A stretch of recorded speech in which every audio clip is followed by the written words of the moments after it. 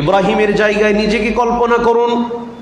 কিশোর তরুণ যুবক ভাইরা, ইসমাইল আলাইহিস সালামের জায়গায় নিজেকে কল্পনা করুন কতটা কঠিন পরীক্ষা আল্লাহ রাব্বুল আলামিন তাদের উপরে নিয়েছিলেন। ইব্রাহিম আলাইহিস সালাম কলিজার টুকরা সন্তানের কাছে পেশ করলেন, ইয়া বুনাইয়া, হে বৎস। 13-14 বছর বয়সের সন্তানকে বুনাইয়া বলে ডাকা হয়, হে বৎস। ইন্নী আরা ফিল মানামি আন্নী আযবাহুকা ফানজুর মাযা তারা। আমি স্বপ্নে দেখলাম তোমাকে কুরবানি করছি। মানে কুরবানি করেছি তা কিন্তু না, খুব বুঝার বিষয়। কুরবানি করে দিয়েছি, ছুরি চালিয়ে দিয়েছি তা নয়। ইব্রাহিম আলাইহিস সালাম বলছেন যে আমি দেখলাম তোমাকে কুরবানি করছি, মানে কুরবানির প্রস্তুতি নিচ্ছিলেন, স্বপ্নে এটা দেখছেন, আল্লাহ দেখিয়েছেন। তোমার এখন অভিমত কি বলো, তুমি কি বলতে চাও?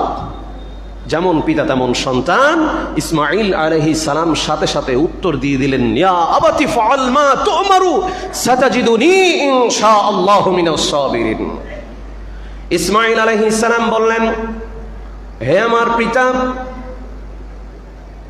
আপনি যেই বিষয়ে আদিষ্ট হয়েছেন, আপনাকে নির্দেশ প্রদান করা হয়েছে, আপনি তা সরাসরি পালন করুন। সাতাজিদুনি ইনশাআল্লাহু মিনাস সাবিরিন।